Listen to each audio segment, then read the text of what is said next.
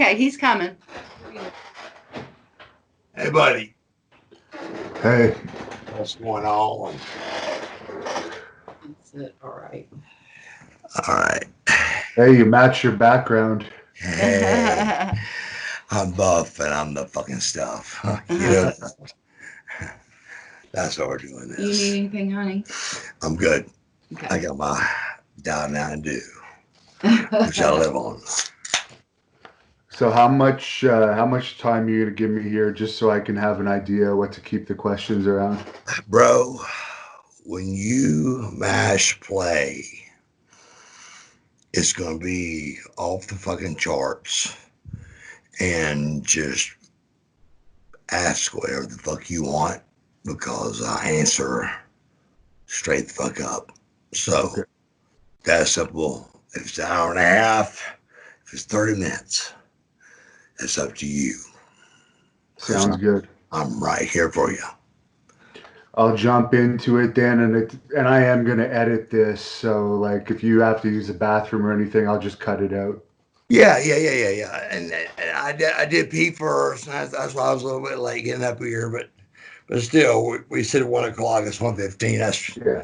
pretty, pretty, pretty fucking good. Yeah. We're all locked out Pretty anyways. fucking It's not like I had to good. go in. What, 14 minutes late. So, but yeah, when you're ready to mash play, let's do it. I'm buffing the stuff and let's ask every question you want, brother, because I'm going to blow your fucking mind. All right, I'll jump into it then. This is Hannibal here from thehannibaltv.com. And today I have a special interview here with former WWE and WCW superstar, held multiple And titles. WWE.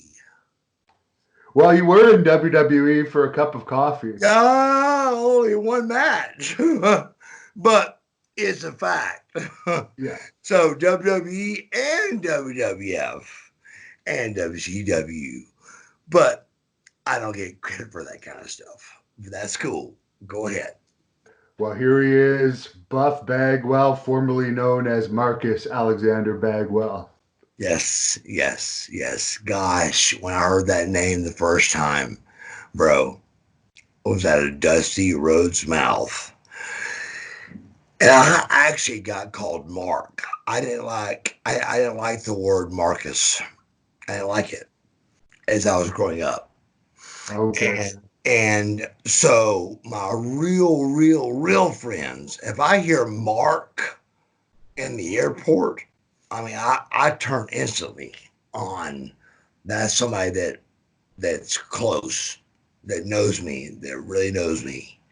And so my friends like Steen calls me Marcus. Les calls me Marcus because that's what they know. But there was also a Mark, and the first win I ever had on WCW ever was against Rip Rogers and Rhubarb Jones. Look it up. Is was a huge radio guy at the time, and he was our announcer. And I was in the back getting a win on Saturday night WCW, bro. I mean, we're going to go much higher in this interview, but that that's unbelievable. Bro, it's straight up. It's unbelievable. It's lucky. It's God involved. I mean, we're not driving, bro. We're not driving. We try to drive, but we're not driving. But I mean, honest to God, dude, you got to realize that you know all these fans came out and saw Mark. So when he said the winner of the match, Mark Alexander Bagwell, I went straight to them as a baby face. And keep in mind, I'm just fucking trying to have a job. And I said, bro, if you're gonna fucking do it, Dusty, it's Marcus. It's Marcus Alexander Bagwell. It's Marcus Alexander Bagwell. And he went, oh baby, that he said, baby, no, that's even better. He said that in your teeth. He said that's great. He said that's phenomenal. So I couldn't talk him out of it, dude. I couldn't talk him out of it. So I was trying to get over as Yeah. Marcus Alexander. Can I cuss? Sure. Fucking Bagwell. Do you know how hard that is as a 20-year-old kid? And guess what, motherfuckers? I did it. And I successfully did it to the point of, in the 90 percentile, everybody in the world of wrestling would say Bagwell got fucked. In the 90s, I'm not saying 100%, but in the 90s percentile, I got fucked and everybody knows it. That's simple. It really is. It's crazy. Now, you mentioned Rip Rogers. I've interviewed him. How was he to work with? Oh God, he was so great, dude. The catch, the catch to my career being good was I was able to wrestle guys like Rip Rogers, Cactus Jack, uh, Eddie, hot stuff Eddie Gilbert. I mean, just stars. I was coming up and they're going down just like what's happened to me now. I'm going down and there's stars coming up. And you try to hang on as long as you can. And but it just it, the GWF is where I learned to work. I walked in the dressing room and the heels and the bay faces were in the same locker room. And I went, wait a second. You guys can fucking talk about this and kind of map it out a little bit? And they started laughing. To the point of, fun laughter, but still,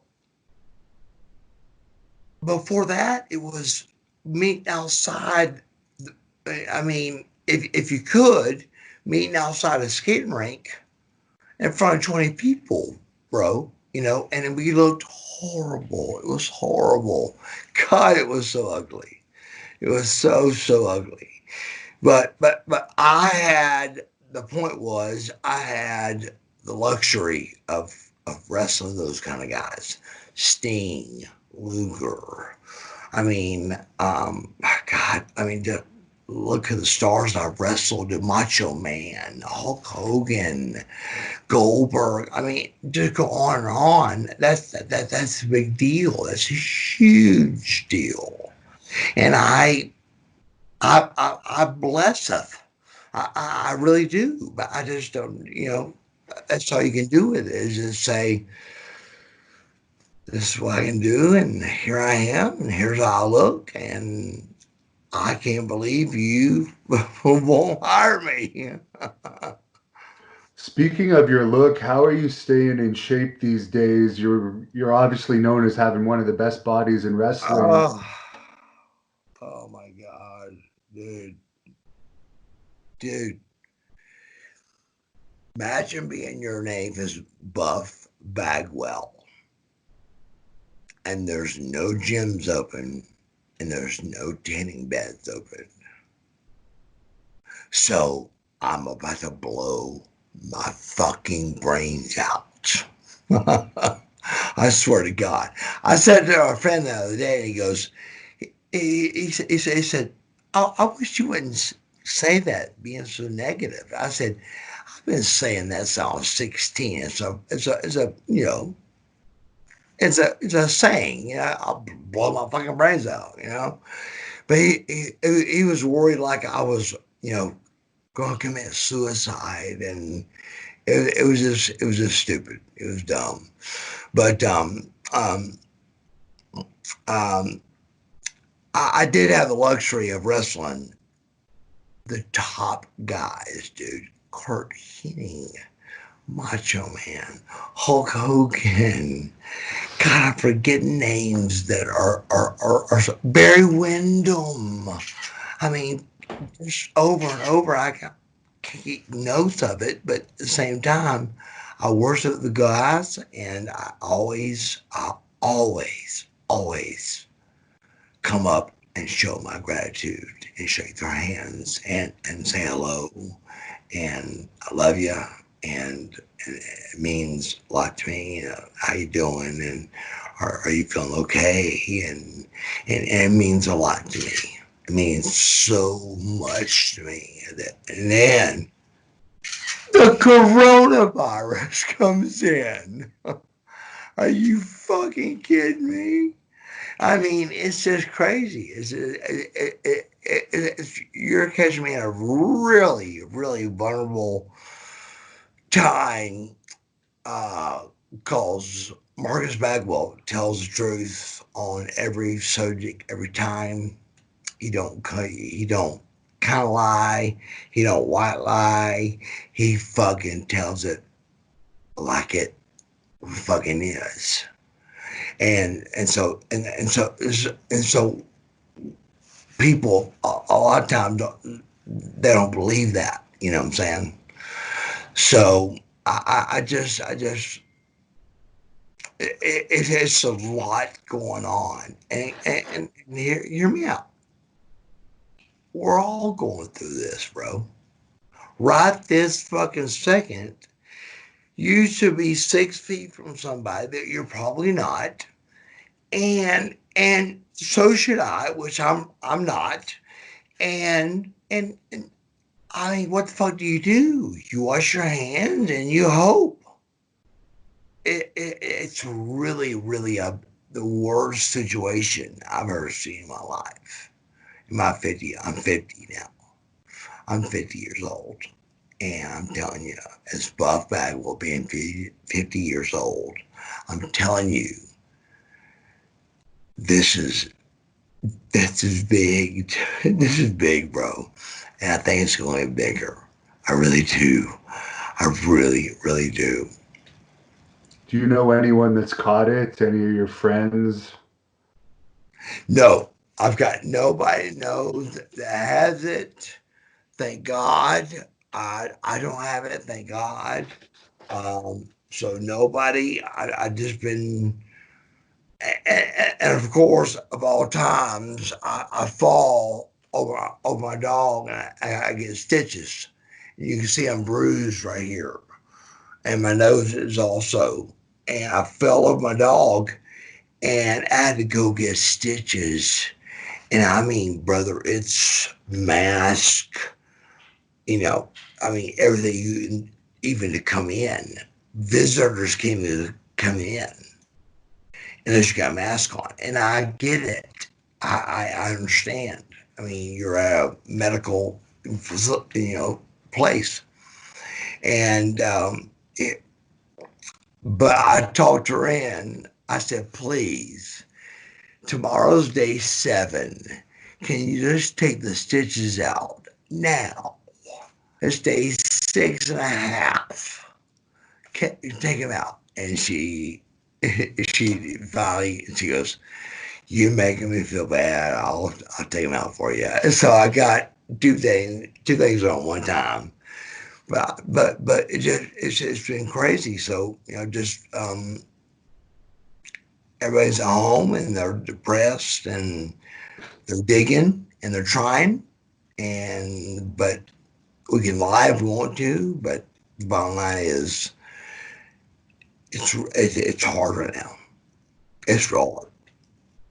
Now, there's a story on the internet that you shot your stepdad when you were a teenager. Is there any truth to that? What'd you say again? I read a story on the internet that you supposedly shot your stepdad when you were still a teenager. Is that true?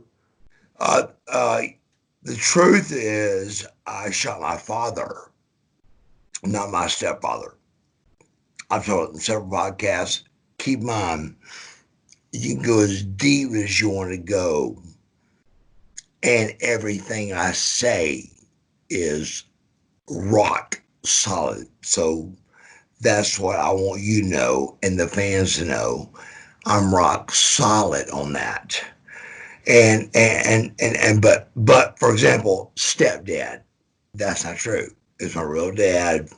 He was beating up my mom. I came down. I gotten big. I got big, and I was trying to get big for some reason. I didn't know why. And I still wanted. I don't want to be thin, you know. And I pulled him off of her, and he pulls a gun on me, you know. So long story short, ends up with me shooting him in an arm, and it broke. Yeah, he said it placed in his arm, and it was a big deal for a long time. But now we're best friends, dude. If you can figure that out, it's just. I mean, just he called me 2 weeks later and said, I raised you to take care of your mother and take care of her family. He said, and he said, I really, really, really am sorry. And you did everything right. He said, so, come on home whenever you want. I was living with my brother because I didn't want to go. I'm a kid. But yeah, yes, true story is I shot my father. And how did you end up getting into professional wrestling? Missy Hyatt. Missy Hyatt. You met her, and then she kind of took you under her wing, or I was at the pool one day. I was a massage therapist.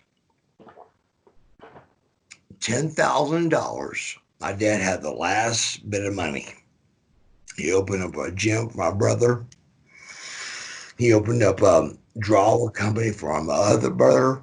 And they opened up me at 18. What do you want to do? I mean, come on, bro. What do you want? You don't fucking know.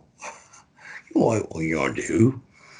So I came up with massage therapy thinking I'd go to sports, sports stuff, and make a sports thing, And it just, I was watching these guys that looked like fags, queers. They're a, a making a ton of money out of it. I'm thinking, okay, I'm in shape. I'm in, and I was good at massage, and it was completely fucking backwards. I mean, I women would walk in and go, "Oh my god," and walk out, and just walk right out. So I think it was just and finally I started asking. I said, "Why? What's going on? Tell me." And they say, I'm embarrassed. I may be fat, or so me being somewhat attractive, um, it turned them off, and the homely guys with the pea shirts on and the flip flops and the that they felt more comfortable with that. So um, I was doing that, and it wasn't getting nowhere, dude. It wasn't getting nowhere, and up to the pool and they're laying out, just want to blow my brains out, and said, you know, I saw this blonde over the pool, I said, damn, big booze, blonde, knockout. I was like, damn, pretty girl, But I'm engaged and all that, and so I come back to the pool. I see she's moving in directly. I can remember the numbers: 1504 and 1505. She was directly across from me, directly across from me, and so I didn't think. I said, "Oh, that's just a coincidence," That night, knock on the door, and she goes, "I got to tell the truth." She goes, "Yeah." She goes, "I saw your husband or your fiance at the time, and he, good looking guy, all that." And I said, "Move me to wherever he is living." And this was she was getting divorced from Hot Stuff, Eddie Gilbert. And so that's why she's moving in. But she told on herself. She goes, "Do you know who I am?" And she goes, "Miss Hi." I said, "Sweetie, I'm sorry, I don't. I don't know who you are." And she goes, "Well, wrestling." I said, "Those guys don't make no fucking money." And she goes, "Our lowest paid guy makes about 100 grand a year." I said, "Do what?" Can you say that to me one more time? So when she said that, I went to WCW school down Griffin. It was $3,000 to actually go with Sarge and all that, and go through the squats and things that just didn't make sense, like in school when you were doing Q plus Y equals XYZ pi. You knew that wasn't going to help you in life. It just wasn't. And the same thing, I'm sitting there and they're whispering and stuff. And I didn't know they were calling some spots they're going to do, but it was a hellhole, $3,000. And so I go home and I go, "Misty," I said, "Misty, first of all, I ain't got $3,000. Number one." I said, "Number two," I said, it's a shithole, and they were talking behind my back. And she goes, "Listen, that they were calling spots, and and she was telling me, explaining it to me." So Missy really helped me a tremendous amount. She really did. She was top notch, bro. She really was. And then I saw I pulled a gun on Hot Stuff Eddie Gilbert with a pink G string on and a 45 automatic in my hand. Swear to God on my life, they were fighting on my grill and the door and everything. And I said, "Hey, hey." And back then, a gas grill was a big fucking deal, bro. I mean, yes, well, that's the one you saw. And I said, "Hey, motherfucker, get off my fucking grill." Turns around, it's Eddie. And I go, I said, I had to switch hands from my gun. I go, "Eddie, man, I'm such a big fan, man." My wheel was broke. They were fighting with spatulas and shit. It was crazy, dude. It was just nuts. So a month and a half to 2 months later, the handsome stranger is wrestling Hot Stuff, Eddie Gilbert. And I woke up. I go, "Are we cool? How about the gun thing?" boy, what do you got? You got to clear the air here, right? So, I mean, and we're on ESPN, 4 o'clock, great time spot, all that. And he said, "Oh shit, I don't give a fuck. That's cool. Totally cool." But you see, clear the air with that to make sure before you lock up the guy and find out it's going to be a shoot in the ring or not. And I don't want to shoot in the ring. I'm bad as hell in the working world. But if you want to fight, call somebody else. I don't want to do it. I just don't. So he was cool about it, real cool about it. And that was when she divorced him on that, and then he died. But Missy was a big part of me, big part. Were you dating her at all during that time period? Not at all. I was already engaged. I get asked this a lot, and I forget sometimes. But I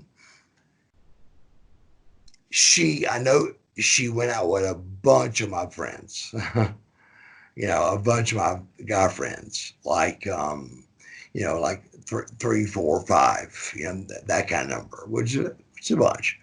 And we go out together, and but there was never nothing ever between us, ever, no once.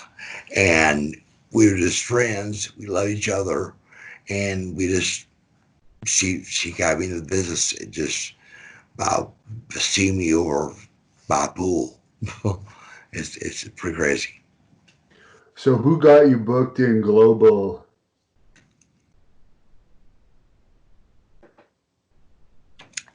Joe Penasino, North Georgia Championship Wrestling is what it's called. North Georgia Championship Wrestling, I think, is what it's called.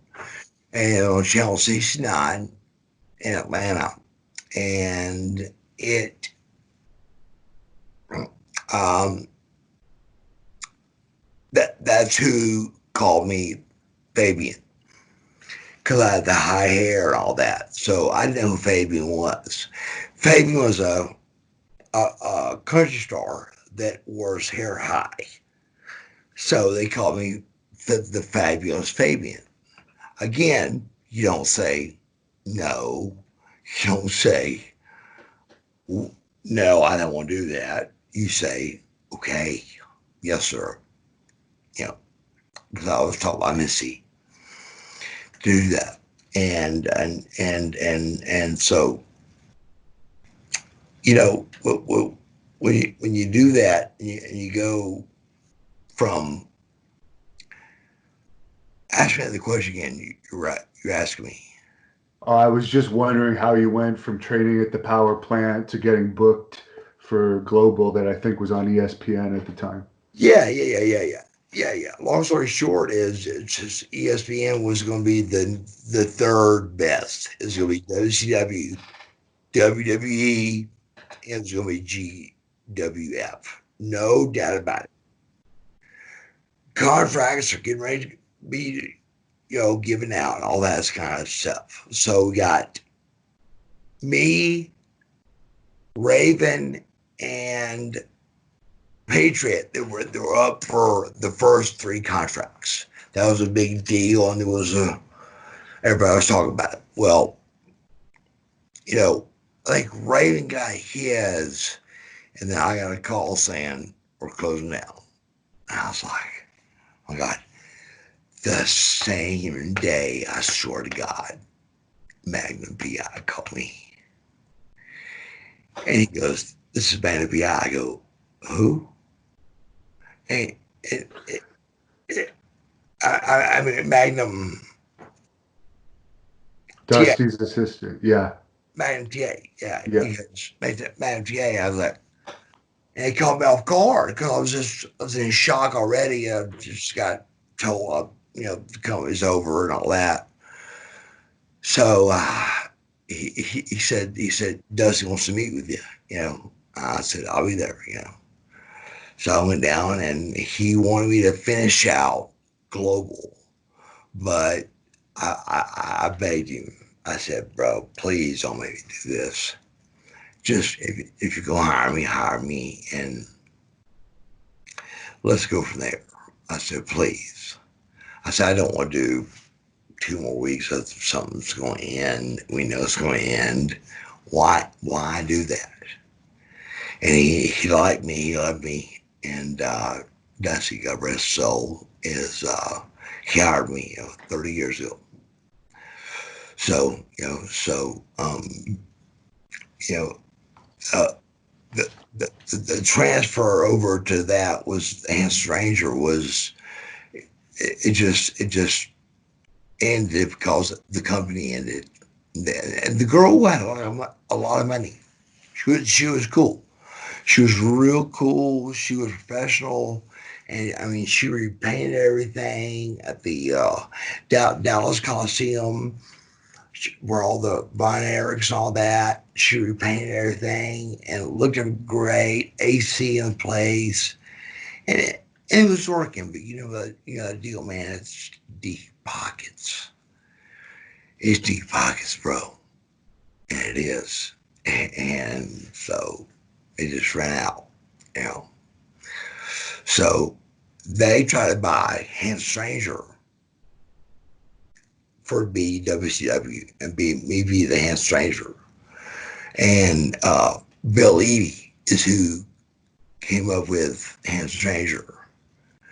So he said he didn't take their deal, whatever it was. So that's goes back to the Mark Alexander Bagwell. And I said, look, if you're gonna fucking say it, it sounds better saying Marcus Alexander Bagwell. So that's where it went.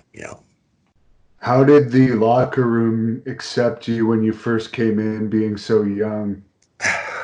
I want to say, answer that question for yourself. That ain't no fun. You want to hear what I want to say, but ask it again. When you first came to WCW, I think you were still a teenager, just turning 20. What was it like being in the dressing room with all these older guys that had to work for years to get their contract? It was the most humbling experience I've ever had in my entire life. I'm sitting there as the pretty boy, way, way young to be where he's at, looks way too good. And it became, of course, as we said earlier, heat. It's not, heat, but jealousy, heat, whatever you want to call it. But I stayed in my corner. But, and I'm sitting there, locker room full of wrestlers, and I'm going, they don't even know I've been in jail more times than all of them put together. So I had to play the good guy and act like just hey, what's up? What's going on? Hey buddy, And I did so. And that got me over. Stone Cold will tell you right now on any podcast we've done, you've heard it. If you want to pull up, check out, let's do it. He poured ice on me in the shower every day at center stage when I was showering. Now, if you're shaving, you know that goes. It's hard to you get chill bumps and you bleeding everywhere, and I come out of that fucking shower like nothing fucking happened. So they finally go, damn, he really don't give a fuck. He really don't. You know, maybe there's more to him. Then they all saw me knock out a guy in Jacksonville, Florida. Jacksonville, Florida. I'll never forget it. As soon as I hit him, I'm walking and the police are passing me.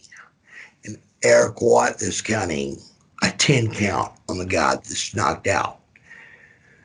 Sid Vicious the next day came and got me and goes, "Can you come talk to me?" I said, "Sure." He goes, "What? How did you do that? What'd you do?" I said, "Well, I didn't know I was going to knock him out, but I aimed for, I always step away and then come back. And I just come around they call it the button, boom, come here. And I mean, just out cold, out cold. But it blew their minds. But then it became a prima donna pretty boy that made this fucking knock your ass out.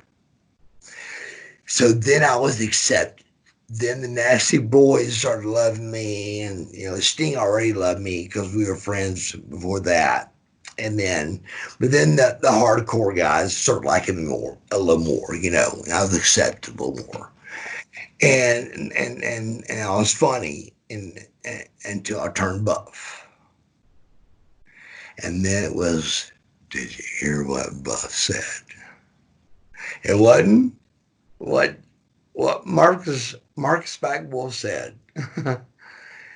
It was what Buff said, but it was the same words. It was the same way I always have been. I've never changed. I'm always just like this. I'm always Mark. Always. And it just kills me that when I went up there, but the first one through the door, like we said, is gonna get the bloodiest. And I got the bloodiest. We all did, me and Dallas, everybody. But Dallas still somehow kept in there with them. So, good for him. But it was just a bad timing thing that, keep in mind, I had an 11-year run at WCW. That's unheard of. I mean, people would come back from WWF and go, "You're still here?" I go, "Be quiet, man. Just don't raise the roof. But they were just blown away that I was there that long. Me and Sting are the only two that went the entire distance of the WCW without going back and forth. We never switched. So yeah, but it was just no regrets though. No regrets. No regrets at all. I mean, I have no regrets whatsoever, bro. And you mentioned Eric Watts made the 10 count on the guy that you knocked out. Were you there when Eric Watts had his little dressing room skirmish with Rick Rude? The story I didn't see it. The story I heard was with Scott Steiner, Oh, with and Steiner. that's the story I heard. I didn't see it. Okay, but the story is they let him go a little bit, and supposedly he got the best of Scotty. Is supposedly the story. I don't know. Didn't see it. Can't justify to it. Nothing. Zero accountability on it. But yeah, it just but that rumor was out that, but it was never rude. I never heard rude. It was I always heard, Eric and Steiner. okay. I heard you were friends with Tom Zink, who died recently. Do you have any idea why he passed away? Was it suicide or? First of all, tell me how long would he die? I think it was last year. Wow. So you hadn't even heard he passed. No, they didn't know that. They didn't know that, bro. That's how ruthless and brutal this business it really is. I mean, Z Man was, you know, he put me on the map. He helped me get me started, you know. But he was just he's a drug addict, dude. He was horrible. He was horrible. And I'm with him and Pillman. I'm like, oh my God. So we're all fucked up all the time. I mean, but they went the extra level, and I wasn't gonna go that level. And so they're not here with us no more. Now both of them, I don't know, the email was, but that does bother me. He's gone. Yeah, that's because that was the first really cool thing Marcus Alexander Bagwell did. And then they did the Sting coming out and saving me every time. And then they did that. So that hurts a little bit. Yeah, he was a good guy. But your question about Z-Man was what? I was just wondering how, like, what your relationship was, but you answered it.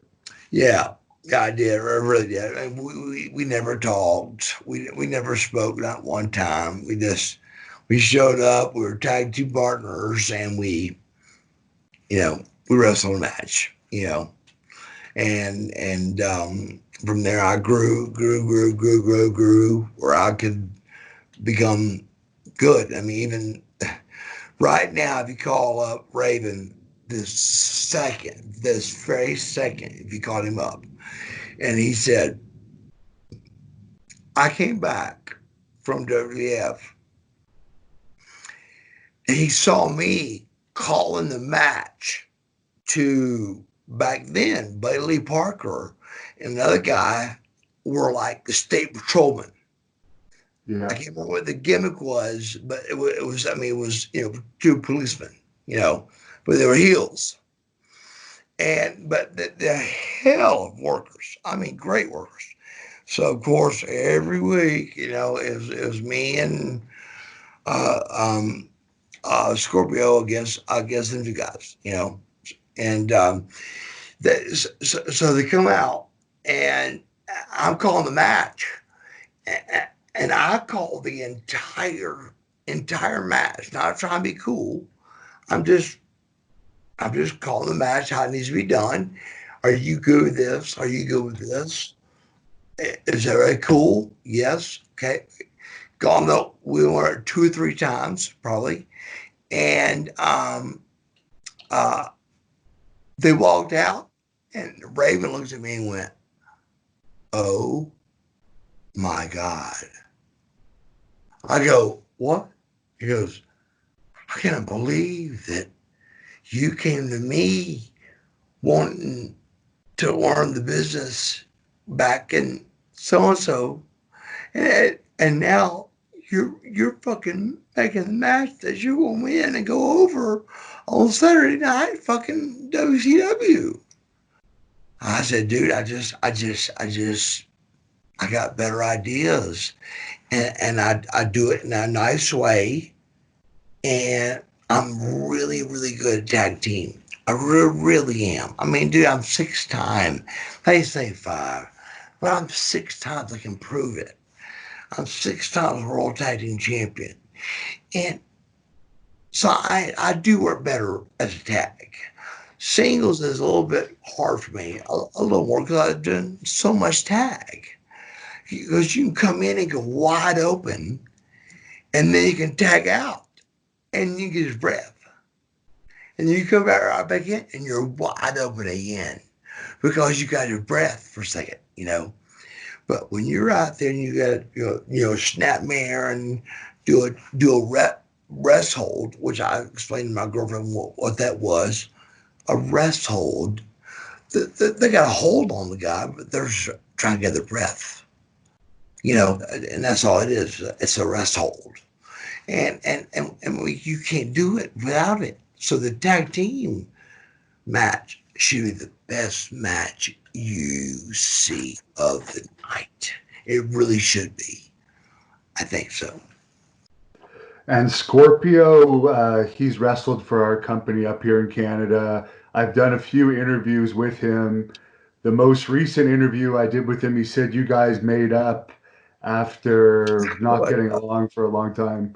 How dude, did you guys end up making up? this is crazy. I don't even know how. I really don't know how. We just He just came up, we hugged, and then my girl loved him, and then we were out having drinks and having fun, and he was just great. It was great to see him, man, and that's a Scorpio that I knew. So I really think he just did that maybe to try to get something going, or somebody had him maybe trying to get him going for an angle or something, maybe. But I mean, that just none of that happened, and he knows it. So that's why we love each other and made up, and wasn't that big a deal. I mean, when we walked up, I mean, it was just instantly a hug and what's up, what's up, what's up, and so. And I'm glad of that. That means a lot to me. That really does mean. I mean, we were tag team of the year, bro, and in '92, and the same year I was a rookie of the year. That's a big deal. It don't sound like shit when I say it right now, but it's a big fucking deal. When you say you're the rookie of the year and you're the tag team of the year, that's a pretty big fucking deal. So do what you want to do with that as far as wrestling fans, but that's how I feel also in my heart. What was your favorite match teaming with him?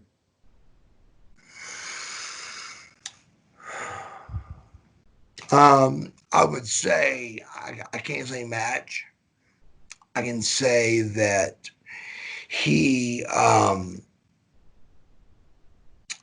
Shanghai Pierce and I can't remember the guy's name. Tex Slassinger? Tex Slazenger, you go, motherfucker. Tex Slazenger and Shanghai Pierce, Mark Canterbury. I, I remember, and that was Dennis something.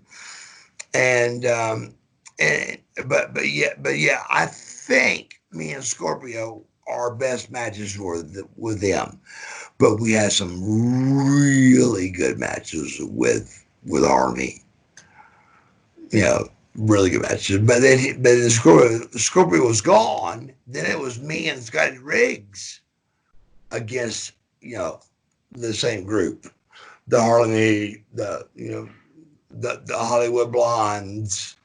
Those are always great matches too. I mean, because Steve and Brian Bill, they were great. How So were the female fans when you were doing that American males gimmick? Because it seems like you probably would have had a lot of groupies approach you during that time. Um, you know what? I don't I didn't see anything or feel anything when it comes to that. I really don't. I never ever went. Oh my god! It was always kind of the same. There was times it would girls would come and find your door and knock on your door, and you learn to change your name at the front desk, and you just learn as you went. But I never was really mobbed. It's just if I went to the bar, it was over. It was you know you know every girl in the place was all over me, and then it turned to every guy in the world was all over me, but in a cool way, not not any other way, but cool. But they would come up, and our front row was turning from girls to all guys.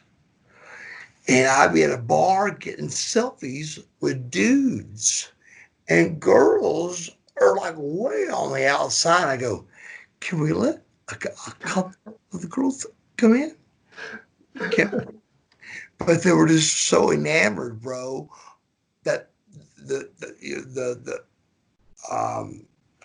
what's it called right now, the the kids group we're in is called the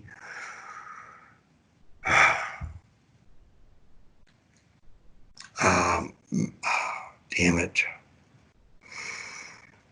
The age group we're in, the Yeah, age it's called. I don't remember what it's called, but I know what you're talking about. Yeah, but that really is. what it boils down to is they knew me, from that, and because Yeah. Yeah. millennials, and the millennials is because they still kind of remember me. So because of my age, because that helps out a lot. Everyone remembers your American Males theme song. It was a little cheesy, but people like it. What were your thoughts on it? My thoughts on American Male song is if you listen to it without the words, it's one of the coolest things you've ever heard in your life. With the words, it's absolutely ridiculous. I mean, it just ridiculous, but still, it's still getting talked about. So Yeah. bad publicity, good publicity, whatever you want to call it, it's still getting talked about. So, but still, I got a video. It's the American Male video that's out that you can find, and on your Gmail or whatever your computer, you can find it for sure. You go to it, and it shows that American Male video, and it's us, but without the words. And it shows us throwing footballs and doing God things, and it's one of the best things I've ever done in my life, ever done in my life. And I noticed they still have the song on iTunes too, so it's got to be selling. But why do you think Scotty never really blew up like you did after he kind of fizzled away after that team broke up? Oh God! Again, I want to say you answer that, but it is day one. As soon as it came to me and asked me, I went straight to Scott. Um, Scott Riggs, which keep in mind, I I named him. It was me that decided of his name was going to be Scotty Riggs, American Males, and you can wear earrings and have beards and be a baby face. You can do it. Terry and them finally bought into it. And so we had to hurry up fast do it and all that. And so we go to Orlando for our first thing, and I said, look, just bring a pair of jeans. You got to go buy a pair of white cowboy boots. I had black, and I said I got two black and white shirts, and I brought them down there and had them do some graphic on it. The Disney people, it was really hard to explain to them that it would work. So he goes, "Do you shave your goatee yet?" And I said, "Yeah." You told me forget it. And he goes, "No." So I said, "I can go back pretty fast." So I shaved it, I dyed it, doing a deal to get it back. But it just Scott Riggs was a really, really, really, really good guy, and he was great. He was one of my best partners, and I think we won the belts twice with him. And you were also great partners with the Patriot, Dale Wilkes. How was he? I know he had personal demons too for a while there. Oh yeah, we've all got them, but yeah, but Dale and me are super super great friends, dude. He's such a great guy. I love him so much, and he loves me so much. He's a great guy, and you know what? He always backs me up and talks about the jealous, not he thing. He's with me on that. He understands that and he knows it, and he's willing to say it though. Where no one else will for me. My friends won't say it, and that's okay. But he's a great guy. Dale Wilkes is a great guy. And by the way, It was Dell that I won two with, and Scotty I think won. I think. And Tom Brandy kind of stole Dale's gimmick and does it out on the independents. What do you think about basically having his gimmick stolen by I, somebody? I called Dell and I asked him. I said, what do you want me to do? I don't know what to do." I said, "We're tag teaming, and I know that you got major heat with that. What is it? I mean, tell me what to do." And he said like I would say, he said, "Do what you got to do." He said, "Do whatever you got to do." He said, he goes, "I hate him. I hate his guts.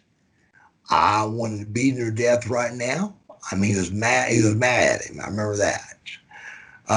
Those words, I'm not sure, but he really, really did was mad, and he was mad at the situation of him taking over the Patriot, and and then him, and him not. I mean, he actually has pictures. This actually Dell that he sells. So I'm like, dude, I called Dell. I said, Dell, what I do? Tell me, bro. And and I can't remember exactly how it ended, but it was where do what you gotta do. We all gotta make a living, and I'm not gonna be there because that's not the Dell Wilkes Patriot, and miss out on 1,500 bucks. You know what I'm saying? So I think it ended up like that. I think. Now, when you switched to the buff character, how did that whole situation happen? That's great. I'm on the way home from Seattle. We're all in first class, and we're getting drunk, of course, and partying and having a good time. And we're trying to think of a name for me because we know it's time for me to have a name. I need a name like The Rock, like Stone Cold, like Sting. And finally, way back in the corner, Nick Patrick in the complete dark says, "What about Buff Bagwell?" And everybody stopped. I looked over where he said it, and not another word was said. I was Buff Bagwell from there on, brother. I mean, how do you beat that name? You can't. That's a great name. As soon as he said it, we just all shut up. So that was it. Where did you get the idea for the hat? The hat came from. I'm a real big hat freak, and I wear a lot of hats, and back then I did too. And just but I like fitted ball caps, like you got on. A Yeah. fitted. I hate those. So you gotta actually go in there and try them on and make sure they fit. Because even though they say a haircut can make a difference, if you know what I mean, it really can. I was that big a freak on hats. Swig of water. And one day I was in there buying through hats, and my second wife goes, "Hey, well, try that top hat on." So the truth is, my second wife pointed it out. So I got it down, I put it on my head, and she went, "Oh my God." Not wrestling at all. Was 6 years younger than me. Zero thinking, "Oh my God, that'd be cool with you on TV wrestling." Zero. She just went, "Oh my God, that really looks good on you. That looks good on you." So I look in the mirror, then I turn the wrestling wheels on and go, I got fucking chastised over that hat. People laughed at it. they thought how funny it was, how ridiculous it was. And now there's top hats on action figures. So, no offense, I just picked something lucky and got it. My mother came up with the top bin. Oh, that's cool. My mother came up with that idea, which really made it cool. But the problem is, we couldn't sell them. We couldn't sell them. If you remember, I was in the magazine that had buff hats, but it was those simple NWO ones that you turn around backwards, and then they cut me out of that. But you can't. That's a $500 hat. I mean, minimum. By the time you buy it, paint it, gas money to go get it back, all that, it's priceless, really. So I've sold a few because I've gone, brother. You don't want the price. And he goes, yeah, I do. I go, okay, well, 2 grand. Boom, boom. And I took the hat off my head and handed it right to him because that's worth it. But god Yeah. dang, it ain't worth it. Break even, freak. And it's just not. Now, you were also really close with Lex Luger on camera and off camera. Could you tell us any stories about him? God, a million, dude. I mean, you want to ask this? Why don't you make him a little more, like direct? And because I got a million. Well, any stories about training with him? Okay, training, great stories. We go in the gym one day and we're there. He's 280 and he is just, just enormous. And I'm Mark Alexander Bagwell still. And he's walking around going, he owns the gym we're training at, by the way, which is the best gym in the world. And he's going,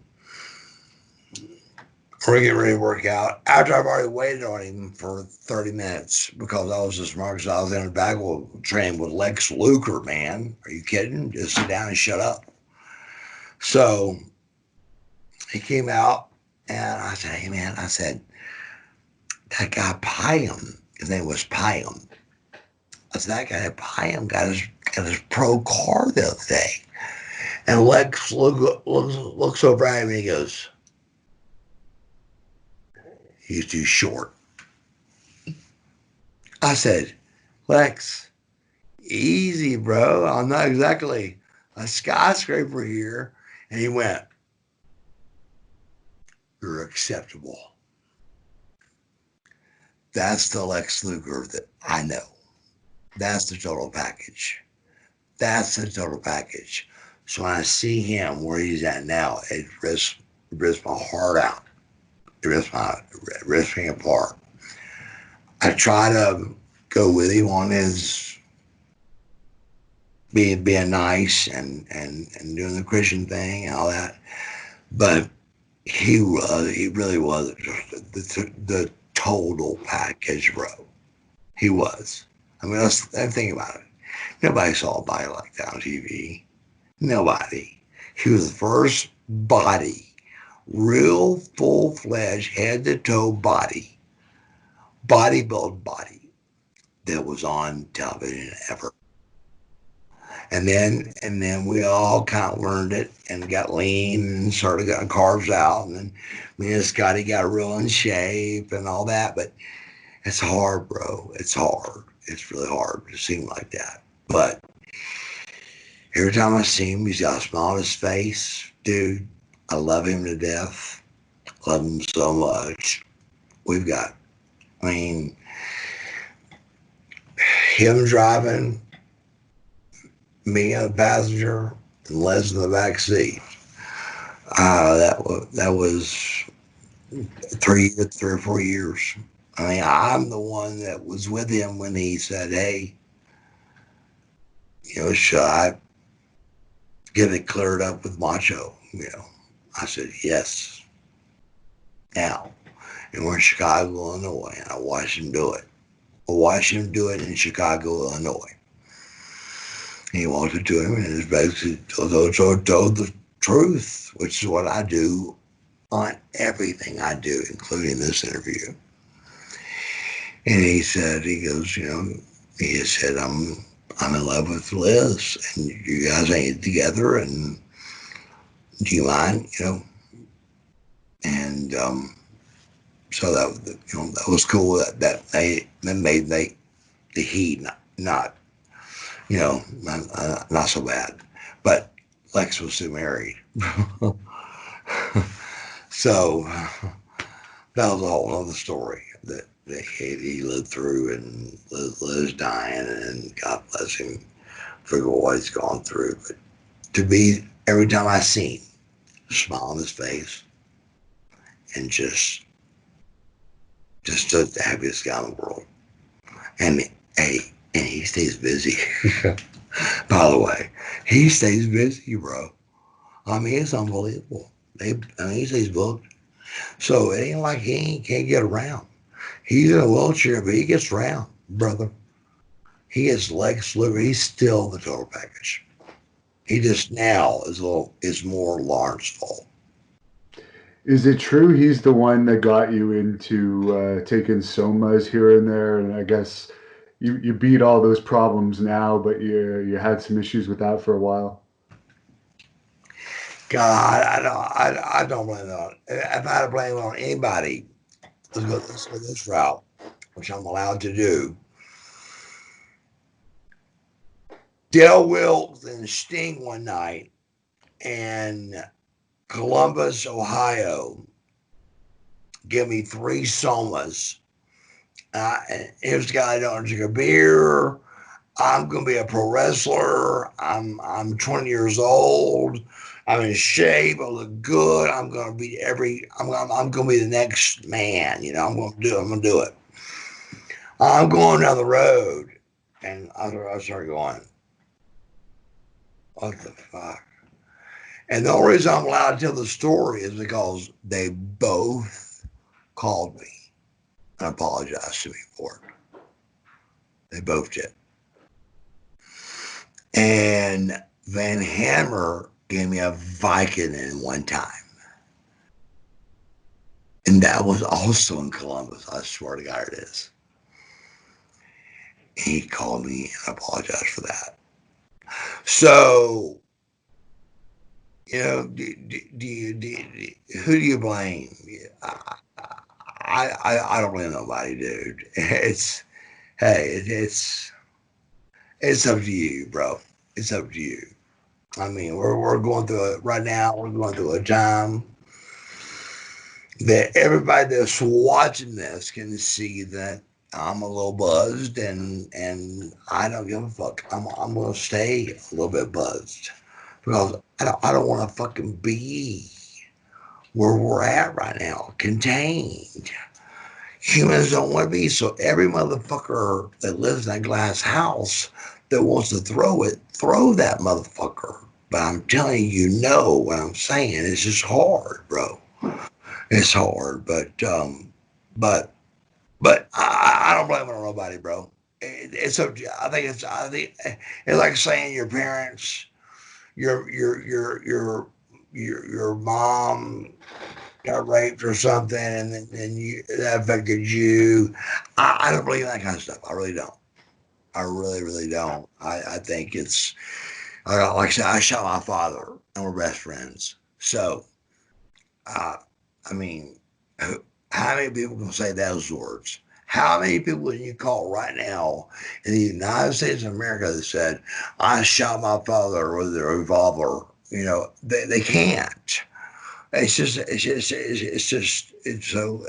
better to leave it alone and not blame nobody.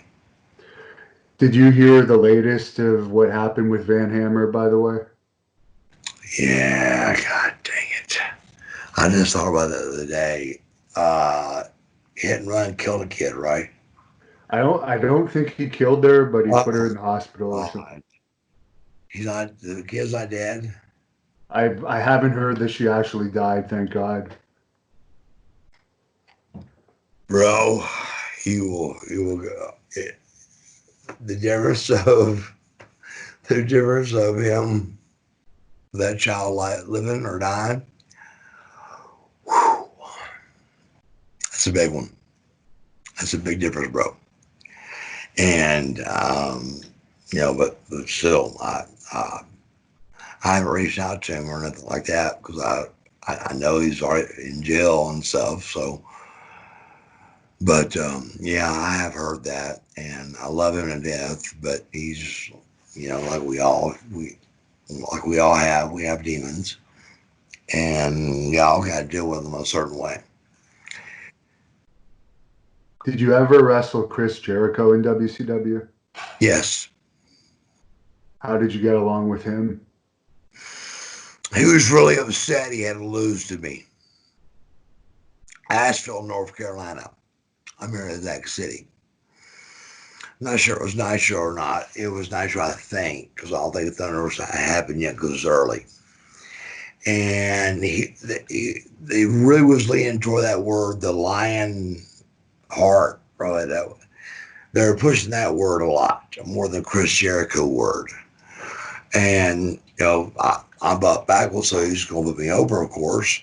I come out, and as soon as we lock up, I can see that he's going to be a little bit stiff, and he's not happy with the situation. I already knew he wasn't happy with it by going over the match backstage, but I was ready to do whatever needed to be done, But he made it hard. He made the match hard, and instead of just doing your job and realizing I got to do this again 4 times a week.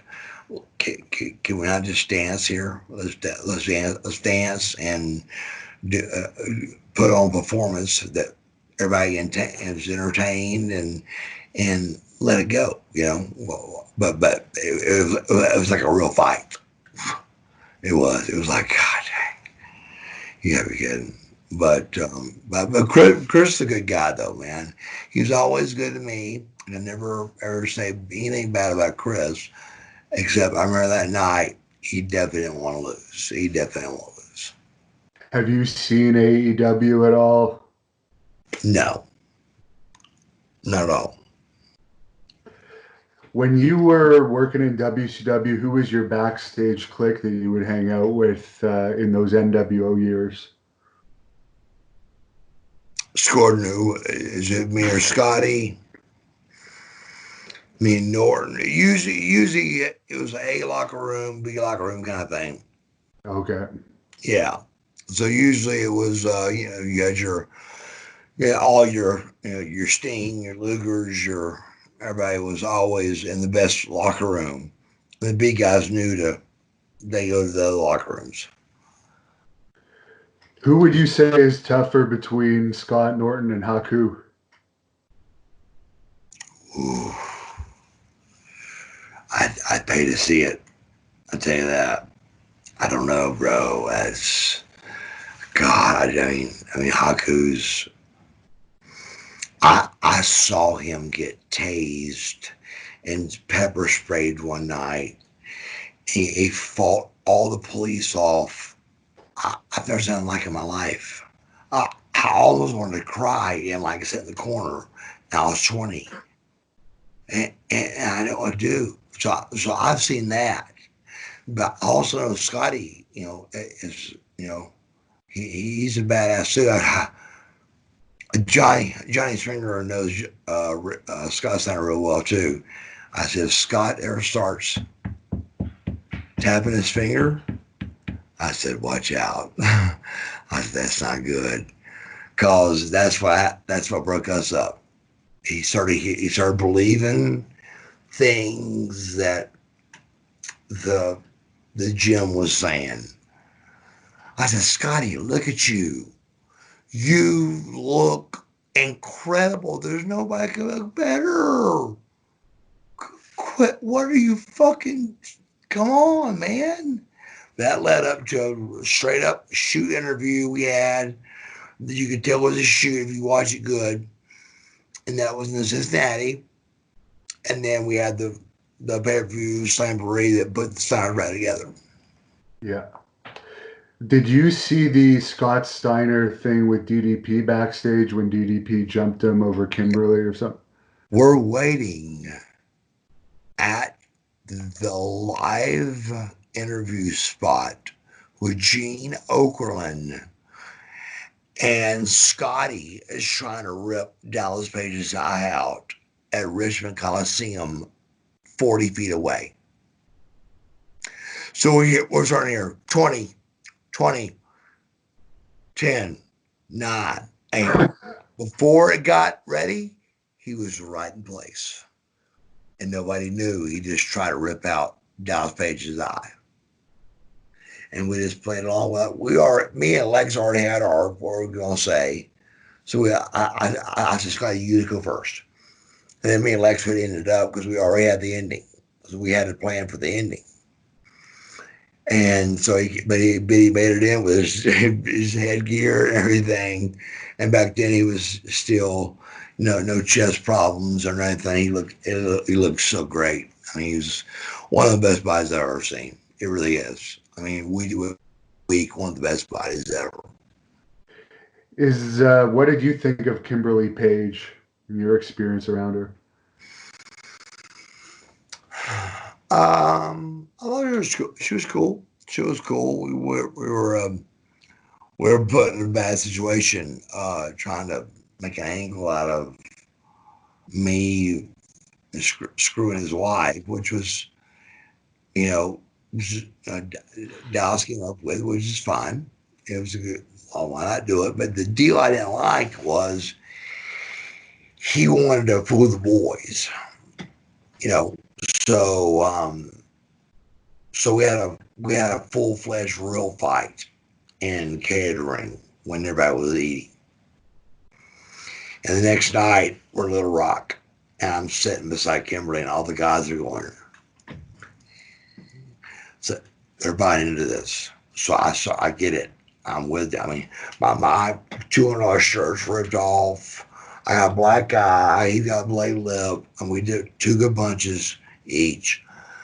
And but here the problem was, you know,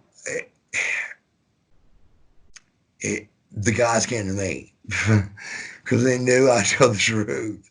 Because I don't lie. I mean, like I can't tell you the doors that have closed that have gone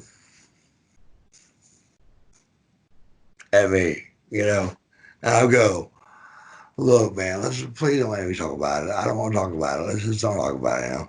And I put up with all they could, and finally they gained up on me and they said, "Tell us what's going on."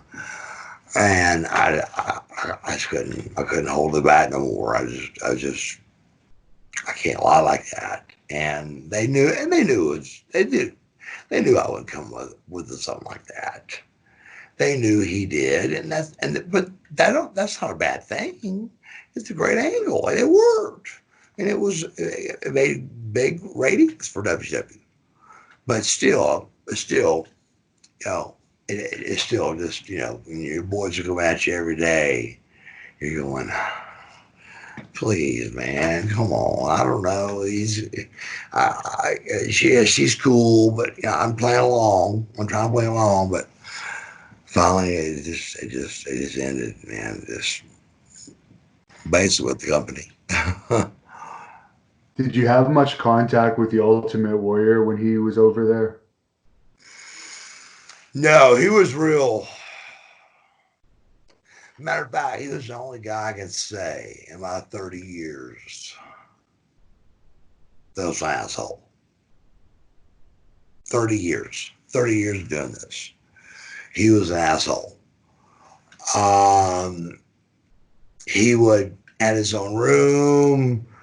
I mean, Buff Bagwell, take me how you want to take me, has talked to the Ultimate Warrior no more than 2 or 3 minutes. And he was there that much time. He stayed in his room in a limo and had his own catering and all that shit, man. But got paid $750,000 for like a certain amount of shots, certain amount of shows, and it was cool. It worked. I dug it. I'm just telling the truth. He wasn't a nice guy.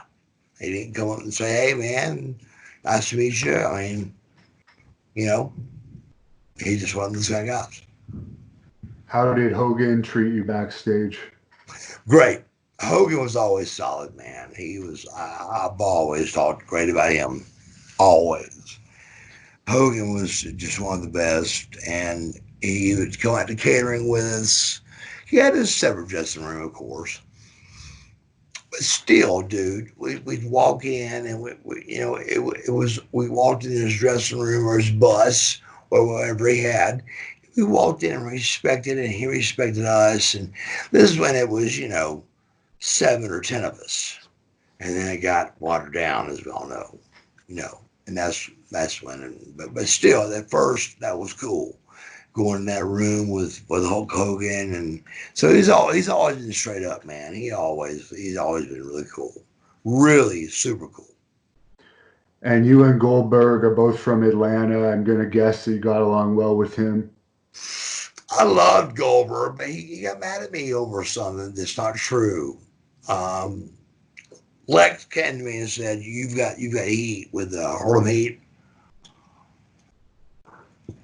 No, it wasn't Harlem Heat. It was somebody else.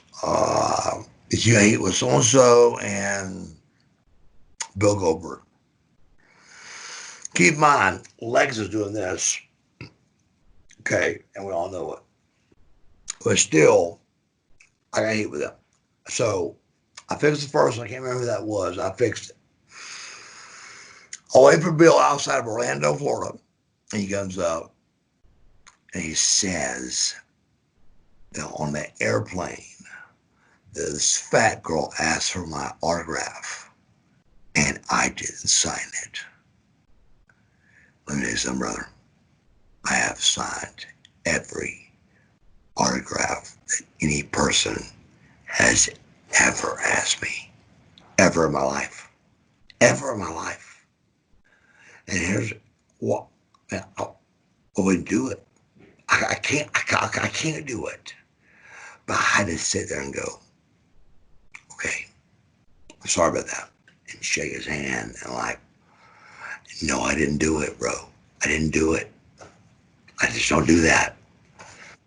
I'm always the one they come to do interviews or extra things because commercials, Capital One, credit card commercials, because now the rest of the guys don't want to do it. They don't care the money. We're all rich. We're all rich. They don't want to do it. It's time out of their day. Now, for Eric Bischoff, what did you think of him overall when he was in charge of WCW? I love that. Eric wasn't a big fan of mine. I don't think. I don't. That's my opinion. I don't think Eric. I mean, don't get me wrong. We're friends now, but he definitely wasn't a Buff Bagwell fan. I mean, let's just be honest. So Kevin Nash, who came to me that night, asked me, "Did I want to be, part of the NWO?" And we were in Salisbury, Maryland, and I said, "Yes, absolutely." Are you kidding? And that's when the night they did you know, you got 30 days, to you join the NWO or you're fired, all that. And so me and Scott were the first ones out, me and Scott Riggs.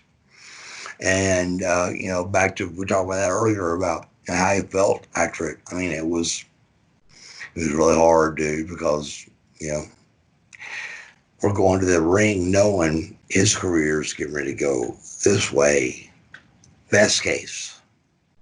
This way, best case. And I worship the ground Scott Riggs walks on. I love him. I thought of his name. Like I said, I came from Riggs and Murtaugh on Lethal Weapon. Yeah. Uh, what about Scott Riggs? And Sting went, that's it, that's it, cool. But he's a good guy, man, and all that. But um, uh, what were we saying? About Eric Bischoff. Yeah, Bishop was great, dude. Dude. phenomenal. But at first, he didn't like me, dude. I don't think. I don't think.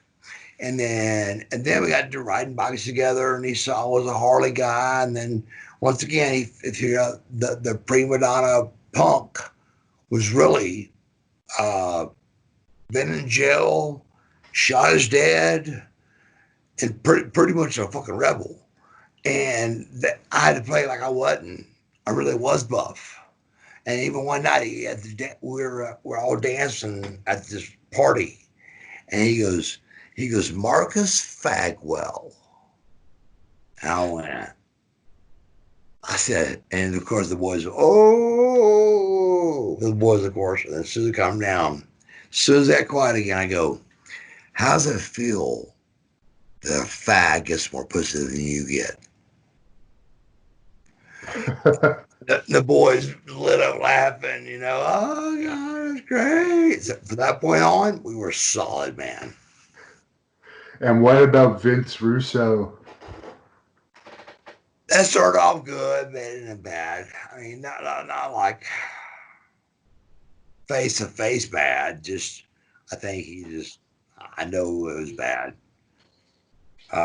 It's the only time I had to ask Sting for a favor. In all the years I wrestled, I had asked Sting. We're in Atlanta, Georgia, at Georgia Dome, and he said, "Are you?" Um, he'd been gone a while. He'd been out of town and going through some personal problems and all that. And so he was doing that. But he showed up in Atlanta. It was a big show. You got 80,000 people. You know, all of a sudden I see NWO Red walking around, t-shirts. Think about it. You're Buff Bagwell, and you start seeing NWO Red t-shirts. Oh, and I mean only a few. You know that deal. I pulled Sting in the back. I said, listen to me. I've never asked you to help me one time in our 11 years being here. I said, something's going on, and they're either making a separate wolf. They called the wolf pack. I told him what I knew. And I said they were going to, kind of make a elite one to get to, because we knew we had watered it down. We'd watered it down way too much. And I said, before I even finished, he got up, walked out, and in about 2 minutes he walked in and threw me a tank top and a t-shirt. And that means, that's that. I mean, you're in, no matter what. So don't say anything else. Don't go to nobody else. You got t-shirts. You're into it. You WO. You're Wolfpack. You're good. But at first, I don't think they were counting me in. They wasn't. I wasn't counting me in. And at one point, I guess, But shortly before. the answer to end that, Eric's great, I think, and I really do. I've always thought he was great, and he always did me right financially and everything. So I love Eric. At some point, Vince started to court you for WWE, I guess, before WCW closed down and there was a chance for you to jump. Could you tell us about that? Yes. When I started to do that was keep in mind I signed that um, contract. I signed with a broke neck in the hospital, having complications. And Eric goes, "Well, I mean, you're not worried about it, are you?" I said, "Yeah, I'm worried about our handshake deal. Absolutely." He goes, "Well, that was when the courier thing was big, you know." He goes, "Well, I'll just courier it to your hospital." I said, "Please." Couriers it to me, this big of a contract. I turn to the very back, make sure the number's right for the next 3 years, and sign it. I could have said the thing I needed to say, which is I don't want clauses in my thing. I don't want where y'all can do this. I could have done little tidbit things and fixed it. But I already had first class hotels, rental cars, um, and getting was getting. I mean, I didn't want to do it. I'm in the hospital bed, but I did the right thing and did what I thought was fair, which was not do that. So I hand over, I head to my bulldog, my mom, and I said, get that back now to him. So when Vince started courting me to answer your question, all that mattered. All that fucking mattered. And it's what ruined my job. It's what ruined my life. It really is. If you really think about it, hear me out. I never said this before. It really ruined my life. It did from that point because if I would have really gone through it and thought and had an agent there to do the couple of things they would have done, they would have said yes to, and it was simple things. But I remember talking to Vince ear to ear and him saying, "There's nothing we can do." It's like ironclad, dude. You keep in mind, broke neck, a hospital. I turn to the very back. I sign it and say, "Get that back to him, so our checks keep coming to us, so we eat." So yeah, that was that courting, and actually I flew up there. Me and once, even after that signing and handing it back to him, that's when his courtship started. Well, me and my second wife, she flew up with me, private jet, with me in limousine, all that, and he met me at the Holiday Inn. I'm just saying, everybody, he took me his home. He met at the Holiday Inn. I think they knew already that they were just going to beat us and kill us, and I think, but I didn't know then. But if I would have known, I would have been doing contract exchange. I've been doing contracts not for 175,000. I'd have been doing it for a lot more than that. When he came, the only game in town. Here's 175, and guess what? That's a lot of money. That's a lot of money, bro. You don't mean you can live like you're living, but it's a lot of money.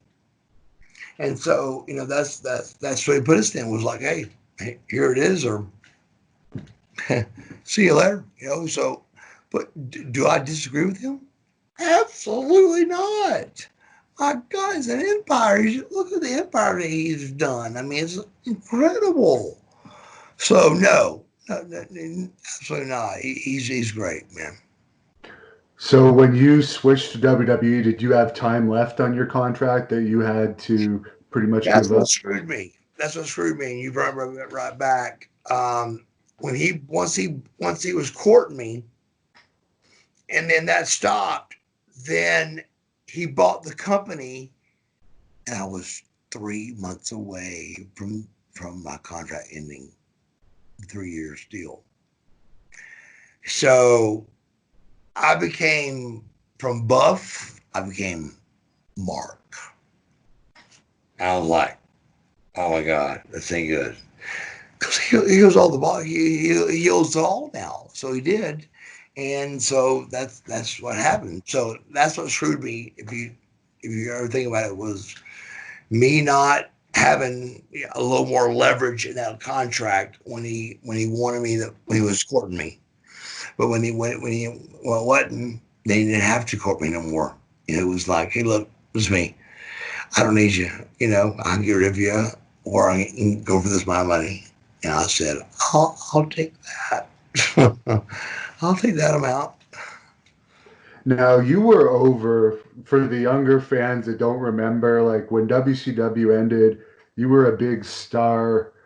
And I saw the match with you and Booker T that was supposedly horrible. I didn't actually think it was that bad a match.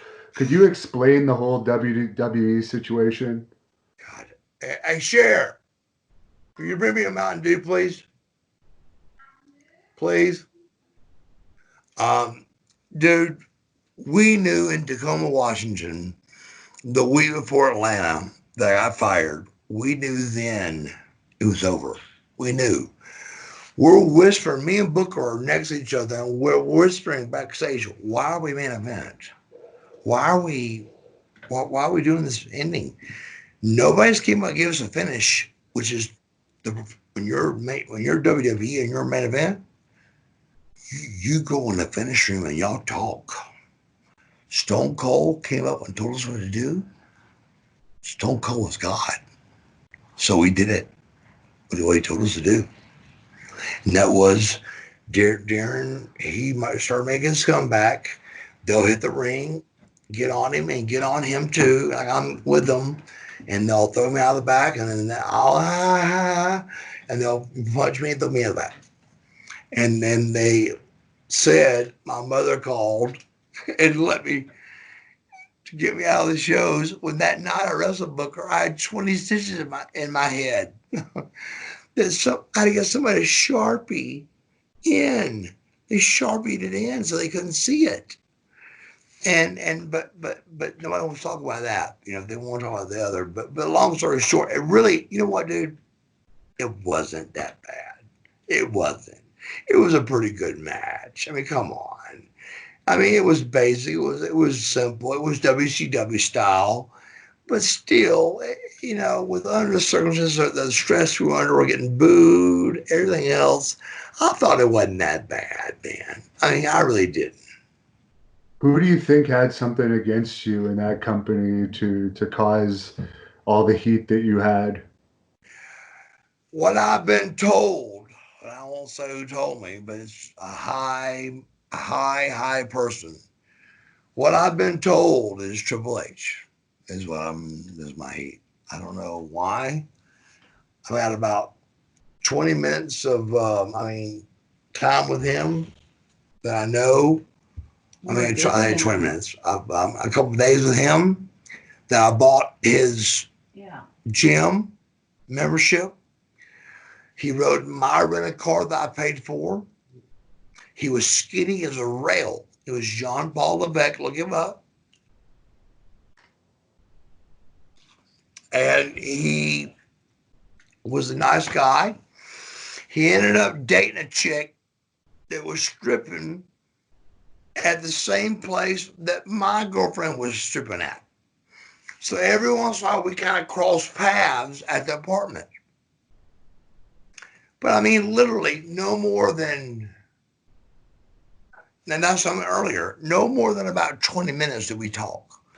So whatever the heat was between me paying for a rental car and paying for a gym membership, him trying to make me believe that this new barbarian workout was working, that was one set as heavy as you could go and you were done, and he was skinny as a rail. I don't know what happened. I don't know what I did or what I said, but it is what it is, bro. I mean, I was 30 years old at the peak of my game. They fired me, bro, in Atlanta. In Atlanta. I mean, what do you say? I mean, there's nothing else to say. I mean, it's unbelievable. And then they put out that Heat Seekers DVD where I think you and Lex Luger were on the cover, and I Yeah, guess they buried you. we were on the what? The cover. The cover. Put the Heat Seekers on the cover. Isn't that great? I even told these two guys that work now as the Heat Seekers. I said, dude, take this name. You're crazy not to. I said I wanted me and who I wanted was me and Lawler's kid, Brian Christopher. I wanted us to be the. I mean, if you said this is your wish, it will come true. I would say I want me and Brian Christopher to be the Heat Seekers and to show us, spraying each other, tanning, shaving our backs, all that heat seeking shit that it does cause heat that does cause heat on me. But it's also money. It's money. So why not let it be heat and let's make some fucking money, dude? Let the crowd fucking hate me. Either get booed or get yayed. Motherfucker, it's one or the fucking other. If you're not getting one or the other, then you're fucked. Right. That's simple, bro. Just like I said, just let me just try. I mean, damn, I don't get it. I just don't get it. Have you seen Jim Ross at like an autograph convention or anything Yeah, since? we made up. We did the hug makeup thing. What about you and Shane Helms? You had that fight. Have you guys made We up since? we've done the hug makeup thing 2 or 3 times. Now that those stitches, those were from him throwing a water bottle at you, I guess. That's the word. They threw it. He hit me with a rock solid frozen bottle of water. He hit me in that, and my head fucking split open, of course. But I even heard the other day a guy was really taking up for me about the match with Booker and all that. And he said him and Helms him get in a fight after he threw some water at him. I was like, threw some fucking water at me. This motherfucker hit me with a ton of bricks, a brick basically. But I wasn't looking. I was walking away from him. I don't want this to get out and to be ugly. And if he hears this, please don't take this wrong way. I'm just saying that's the truth. You didn't throw it at me. You fucking hit me with it. You know you did. So let's don't make a big deal of it, please. But boom, he hit me, and the boys started looking at me like, "Come on, lie, lie." And here comes John Ace and those guys over. They start looking, and Fit Finley was there, and they looked at me and said, "What happened? What happened?" And I said, I looked at 10 or 11 set of eyes, and they were all like just begging me, and I slipped and fell because they knew. Well, we thought we knew that I had a job for sure, and they didn't know they did or not. So Helms is in the bathroom holding a towel on my head, like crying and talking to him. I said, dude, don't worry about it. It's my fucking fault. I hit you first. I'm the bad guy here as usual. Fucking don't worry about it. Fucking it'll be fine. I somehow got Mark Jindrak. Remember him? Yeah. He helped me go that hotel room. They had to think somebody got murdered in there. They had to. Because I was having to pack all my shit and my head was just profusely bleeding. You can't get it to stop. So finally, I got it on and we got it wrapped up enough to let them not see it when I took off. I went to Atlanta and with my own doctor and had it done. That didn't call them, didn't complain, didn't say anything. I did it, and I came to the next WWE event, WF still at the time, and the Hardy Boys and Hounds are walking toward me, and I wave at them, and none of them waved back, and I went, okay, straight to Johnny Ace. I said, Johnny, I said, God, wait for a minute, Johnny he was on the limb too. He only had, his job was to control 12 guys that WWF had hired. That was Johnny's job. That was it. He had no stroke. He built stroke, but he had no stroke then. Right. He came from WCW, right? He was the Finnish guy there or something. He was a Finnish guy at WCW, yes. And so he goes in, and I said, dude, we got to talk. I said, listen, so I tell him the whole story. I tell him about me and Helms and me slapping Helms and me turning around going, God, you fucked up again. And wham, I get hit. And somehow I don't fall, which I don't have any idea. I really don't. I don't claim myself to be a badass. I've never claimed myself to be a badass. But how I didn't fall, I have no idea with this kind of hit. It was brutal. Why did you hit him to begin with? Was that just past week? We were in the ring and we had the best workout of our day, of our week. We put like 3 guys in each corner, 3, 6, 9, 12. So we put 3 guys in each corner. Okay. And we just would tag in and out, and you just called it out loud. But in kayfabe your spot.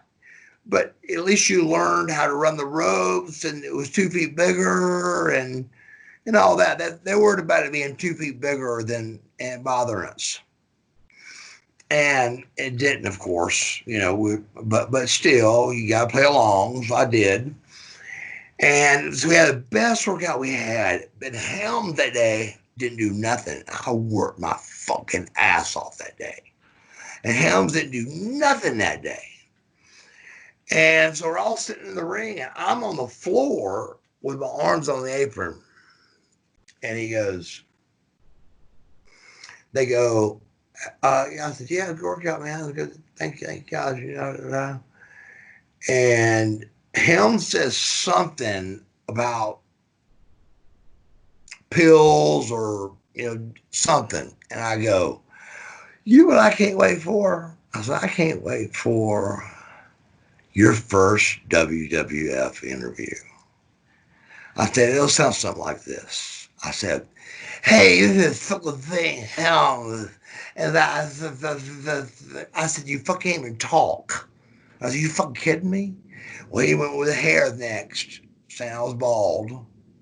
And all this is true, so you shouldn't be mad at hearing this. This is just, I'm just telling the truth. He went bald, and I said, look, bro. He was laying on the bottom rope with his elbows. I said, look, bro, we can stop right now, or I'm going to just beat your fucking brains out. Either way you want it. Either way you want to do. He went to speak, like make your next, that kind of thing, and whack. I open hand slapped him and it rolled him into the turnbuckle. I walk in, way to go, you idiot. You lost another job. Way to go. You poked it, you blew it again. Whack! Fucking whack.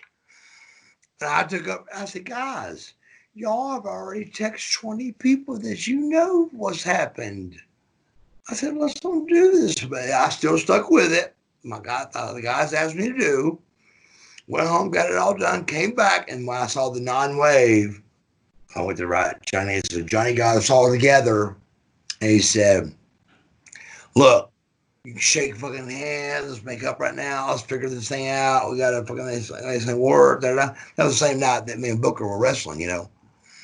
And so, like I said, long story short, just common sense. Wait a week and do the invasion in Atlanta. I mean, come on, man. I mean, come on. Nothing else needs to be said if you've watched a wrestling match in your life. Wait a week, and you can do it at the Phillips Arena in Atlanta. Booker T against Buff Bagwell for the invasion of WCW versus WWF. Now that's got a chance. In Tacoma, it don't, bro. It don't. And we knew, and they knew it didn't, and we knew it didn't. Well, what we gonna do? Go up and go, hey Vince, we don't think this is right. We ain't gonna say that. So we hung in, did what we were supposed to do, and got fired the next week. And for the invasion, I don't get why they put you guys against each other anyways. Right. Why even do that combo? I don't know. And like I said, here's what kills me is me and Booker started turning on each other a little bit backstage during all this madness. And I said, Booker, wait a second. I said, we've had 10,000 matches and never missed a step. Right now, I beg anybody that listens to this podcast to put a Booker T and Buff Bagwell match or the American Males or whoever I'm in their match, and you will not see a step wrong. I do everything right. Everything. And so does Booker because he's great. But my point is that they had to turn to each other. And I said, wait a minute. And Pat Patterson finally goes, wait a minute. It's my fault. He said, I'm supposed to do the, the finishes, the main event finishes. He goes, but Johnny, I thought Johnny was taking care of you guys, so nobody told y'all to finish. I said, not just that. We didn't know what a match you wanted or anything, dude. Nobody told us nothing. It was Steve Austin, so we did what Steve Austin told us, like you would do, like I would do, like anybody would do. And it was brutal, man. It was crazy. Strange that they would have the biggest star in the company giving out the finishes. Yes, yes. So why didn't it ever work out with you and TNA? There seemed to be some appearances, but they never really used you to your full potential. Um, they just didn't. Let's see. Okay. Um, the TNA thing, I was told they wanted me to do, which is on film, which I can prove because it's on film. But they wanted me to change my name from Buff Bagwell back to Marcus. There's a match of me that you can find out there on TNA.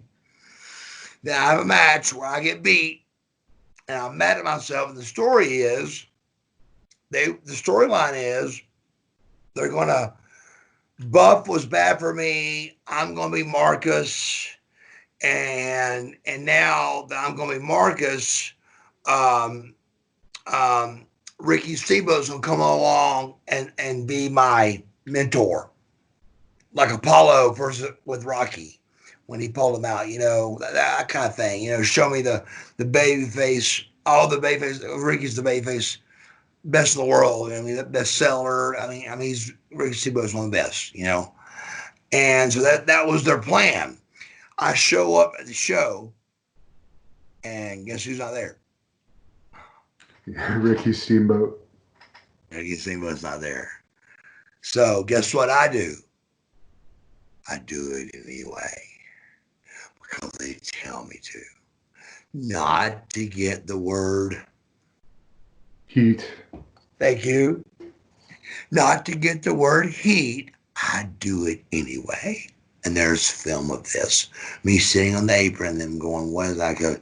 I said, Buff says nothing but just ruin my life. And they're taking Buff Bagwell away. Why did you take Hulk Hogan away from him and call him Terry Blue again? That's ridiculous. It's stupid. But I did it not to have heat, bro. Just not to have heat. I did it. And then nothing just ended up happening, I guess. And I said the first pay per view, bro. The first pay per view they had was in Huntsville, Alabama. First one. And I did 3 radio stations that we had to go 90 miles an hour to make them. Me and my wife, my first wife, did this together. 3 different places that you barely could get done. Weather stations. And of course I stole the show and did it all. And I was Buff Bagwell and did the whole thing. And then I show up. The Battle Royal is first. It's a 20-man Battle Royal. Guess who the first one out was? you. I was the first one out. I said, are you fucking kidding me? Why'd you even waste my time? Why'd you waste our time? Why didn't you send a bigger story y'all think and to do these, these ads and dude, I did a lot. I did 3 TV stations live. And it was all I could do to get back in time for the show. And I was like, oh my God, do what? But did I say anything? No. Keep my mouth shut. Do what I was supposed to do. All the things opposite you hear right here. All opposite, bro. I didn't say a thing, not a word. All the way to them wanting me to lose my name, Buff Bagwell, and did it. I mean, come on, bro. I mean, a lot. There's nothing else you can do besides that. I mean, you've done everything they've asked you. So I did, and it didn't work out, and they wasn't drawn really anyway. So it happened. That was Dixie Carter running it, I guess, at that time. No, Dixie. I never had any dealings with Dixie. This is totally Jeff Jarrett time. Okay. This is totally Jeff Jarrett and Angie. Actually, Andrew McManus. Andrew McManus. I don't know if it's a name you know or not. That was WWA when we went all over in Australia. Yeah. World Wrestling All Stars. And I do remember him being involved in the TNA thing, I think. But this is when Jeff Jarrett and his daddy were running TNA at the time I'm talking about. And then Ed Ferrara is who the writer is who came up with the losing Buff Bagwell thing. I said, Ed, you got to be kidding me. And so he taught me into it. Not taught me into it. I just said okay, and did it. And still, Ricky Steamboat's not there, and da da da. And, it was a nightmare, dude. And I know you're a First big, out, first out, first out on the very first TNA pro. Look up the very first TNA show, and I am the first motherfucker that goes over the top rope. Think about that. That's crazy. yeah, there's someone that has something against you there for sure. Um, I know you're a big football fan. What do you think about the XFL closing up already? Oh, dude, are you kidding me? If we answer that question, we can answer the rest of it. I mean, I'm about to blow my brains out at my house here. There's no gyms open. There's no 10 beds open. Everything I live for is gone right now, which is tanning, training. That makes me work. That makes me tick. It makes me go. It makes me feel good. And it's gone, bro. I can't do it. It's killing me. And so we're all in a mess right now, dude. We're all in a mess. That's why I'm not, everybody's got their story, and but just the XFL thing, shit, man. That's just he's already lost he's already lost billions of fucking dollars. I mean billions of dollars probably. Think about it. What this man's lost, dude. I'm just thinking about it. I have no idea, but just think. Nobody can come to his shows, bro. Are you kidding me? He's wrestling in empty WrestleMania's going in front of in an empty building. I mean, that's brutal, bro. So I hate it for him. I just hate it for everybody. But everybody's suffering, so it sucks. Now, as a guy that always had a great body, what do you think of today when there's a lot of wrestlers that are either really small, some are fat that wear shirts? Just what's your opinion on the direction it's going? Hey, tell me this: how long have we been talking? Uh, an hour and 45 minutes. That was on. I just saw that and want to make sure. Ask the question again. Like, what's your opinion on the direction of wrestling today? There's a lot of really thin Stop. I wrestlers. remember. Yeah, Stop. I remember. It fucking pisses me off. These fat ass guys put shirts on and say they're pro fucking wrestlers. How many times 100 years ago, 50 years ago, 70 years ago, 60 years ago, whatever years you want to pick out, did you see wrestlers in the ring with a shirt on? never. Never! You never saw a wrestler with his fucking shirt on. You never did. Now they all fucking take their shirts on and they're able to cover up all their shit. And that's what got me and Steiner over because we look different. And I don't and don't get me wrong, I wore my shirt for a long time during my surgeries, my hip thing, and I looked horrible too, and I still ain't back in shape, bro. I'm trying right now to get back in shape. So I get it. But don't everybody wear a shirt, But then again, at the same time, to dog myself out, when me and Scotty got in shape, they became like cookie cutters. like a cookie cutter.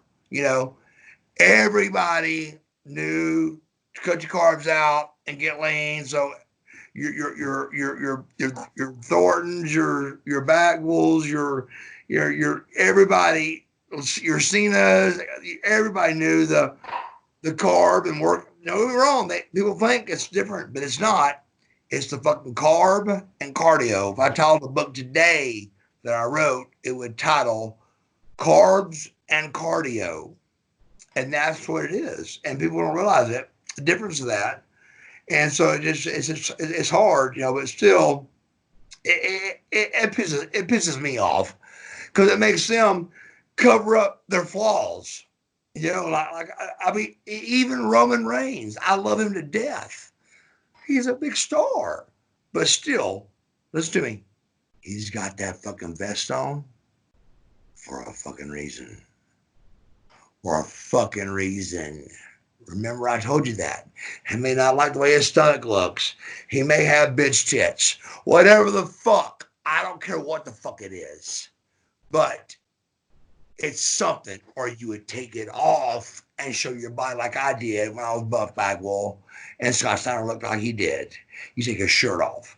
Now all of a sudden, fat guys are getting over because they wear t-shirts because they're normal. Who wants to see normal in pro wrestling? I don't. I want to see the biggest fucking freak walk out. Some kind of freak or somebody that entertains me, one or the other. I don't want to watch. Who wants to see a guy in a t-shirt that's got a chalkboard in the ring? I don't. I try to watch when I couldn't. I almost threw up. He had a chalkboard in the ring and a t-shirt on. Dean, whatever his name is, Ambrose, whatever. Yeah. It's a 15-minute segment. And I was like, oh my God. He would even made the dark match for Nitro. He would not even have made the dark match for Nitro. So Yeah.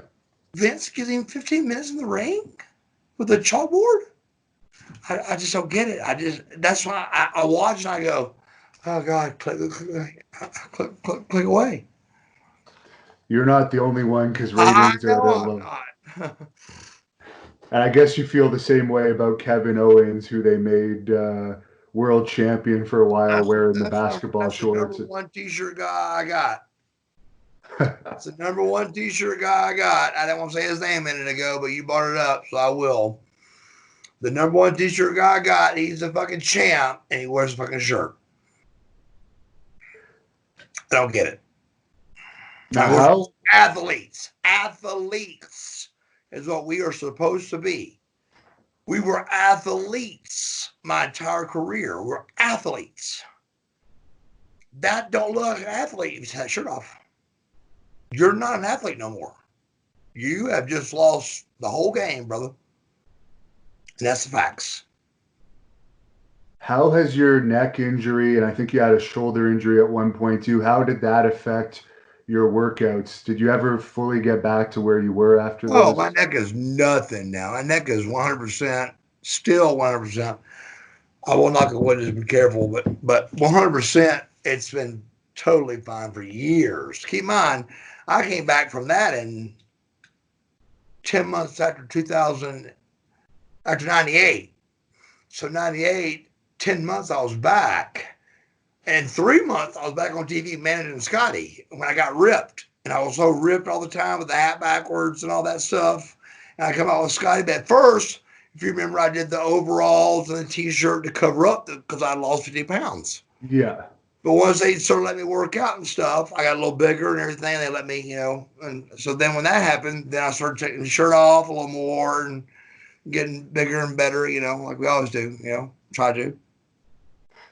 Now, one last question here, and I'll get to wrapping it up. I heard you had a confrontation with Conrad Thompson at StarCast, and people wanted me to ask you about that. Oh God, that's crazy.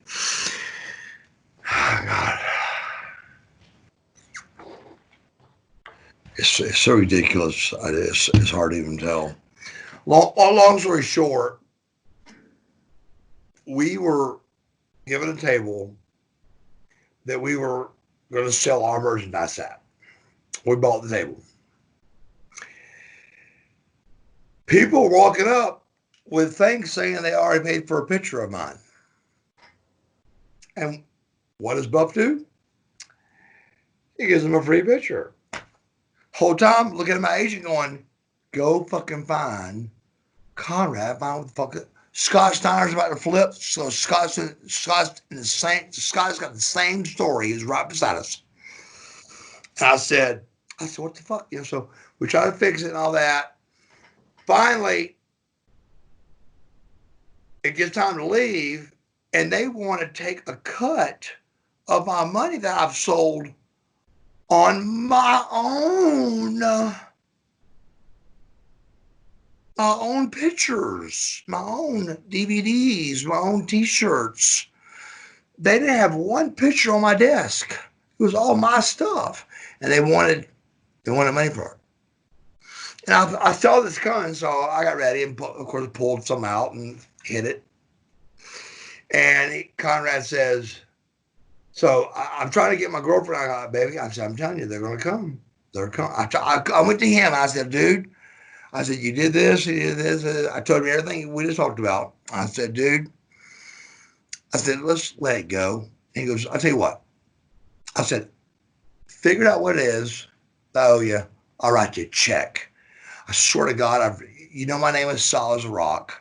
I'll write you a check. It's not worth it right now with all the eyes everywhere, So we go walking outside, and he sends two of his thugs out. Black suit. The music just started in the background, like dun dun dun dun dun dun dun dun dun. I mean, like the two thugs. One's bald headed, one's black hair.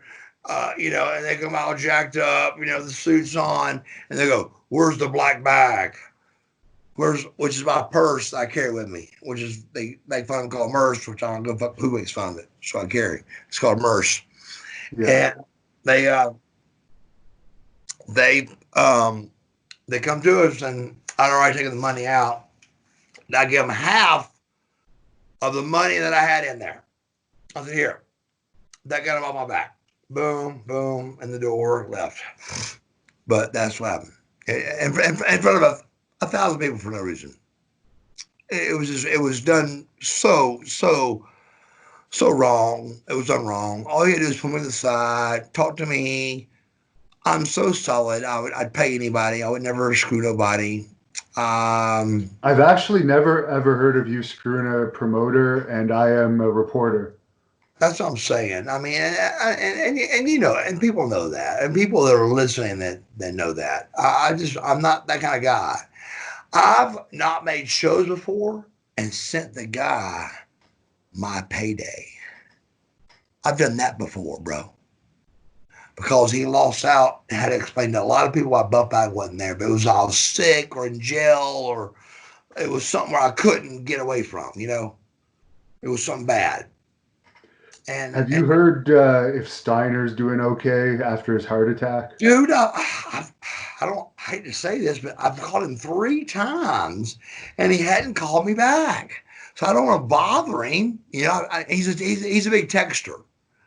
And I've texted him 3 times, and I didn't text him. I'm not texting no more. And I don't want to bother him, but I think he's okay. I think. Now, is there anywhere people can follow you on social media if they want to look you up? Yeah. So MarcusBuffBagwell.com is my website. And do you have Twitter or anything? It's Mark Buff Bagwell. Sounds good. So people can look you up there if they want to book you. The best way to get in touch with me is just MarcusBuffBagwell.com, and that'll lead you to everywhere. Okay. Do you have any? That'll lead you to my Instagram. That'll lead you to my Facebook. That'll lead you to all of it. I keep in mind, there's like 20 Marcus Bagwell Facebooks, dude. It's crazy. I actually noticed that you have impersonators. Is that crazy? I mean, come on, dude. I had one guy that was black. I was like, come on, brother. At least be the right color. Yeah, but they can legally do it. I checked. They can legally do it. They can legally do it, bro. All you can do is send a warning, and they can do what they want. And do you have any final message to close this off to the fans? Thanks a lot for doing this You with done, us. You, you've you been done, you done great. I'm not gonna, I don't know how you get me on for 2 hours, but thank you. I enjoyed it. all right. Thank you, and I hope that this ends soon so you can get back in the gym. Yes, I hope it does too. Because if it don't, the gym don't happen pretty quick. I'm gonna have to, fuck somebody up. And finally, one last thing. Can we get your catchphrase? That's simple as pie. And it goes, I'm both. I'm the stuff, and the girls just can't get enough. Yes. Thank you for watching the Hannibal TV. Please like this video if you enjoyed it and click the subscribe button to not miss any of our latest shoot interviews, match videos, or news updates. Support us on patreon.com for $1.99 a month to watch our full shoot interviews ad-free and help our channel grow. Follow us on Twitter at the Hannibal TV for instant updates.